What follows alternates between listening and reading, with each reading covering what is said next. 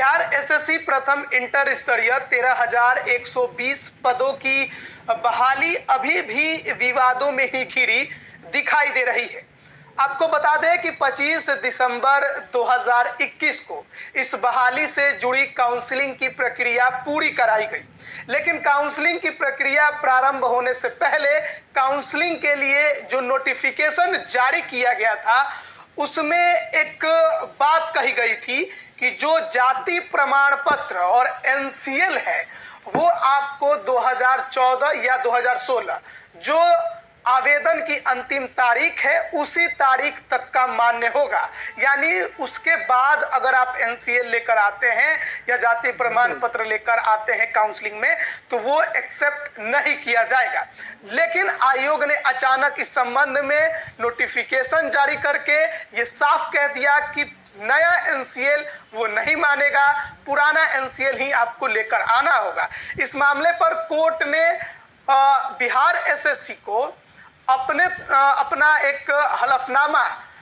Court में दायर करने को कहा था और 7 जनवरी 2022 को पटना हाई कोर्ट में आयोग की तरफ से एक काउंटर एफिडेविट जमा कराया गया है और इस काउंटर एफिडेविट में साफ तौर पर कहा गया है कि नया एनसीएल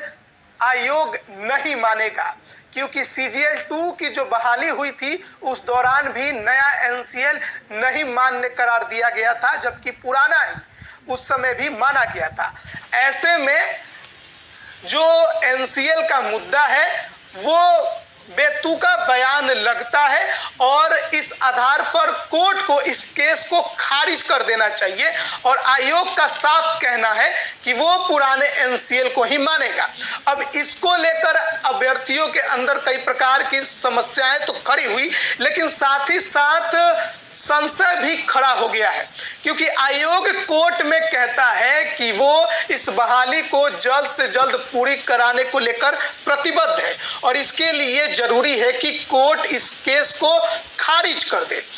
12,000 अभ्यर्थी ही इस काउंसलिंग में शामिल हुए, 2,000 से अधिक अभ्यर्थी इस काउंसलिंग में शामिल नहीं हुए, जबकि 13,120 पदों की बहाली है। और ऐसे में एक और सवाल कि अगर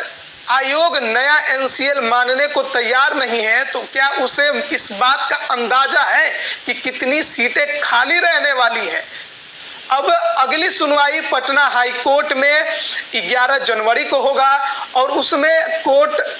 दोनों पक्षों को सुनने के बाद क्या कुछ कहता है वो देखने वाली बात होगी। लेकिन साथ ही साथ ये जो मुद्दा काउंसलिंग के दौरान जाति प्रमाण पत्र और एनसीएल को लेकर उठा था, अब वो केवल और केवल एनसीएल पर जाकर टिक गया।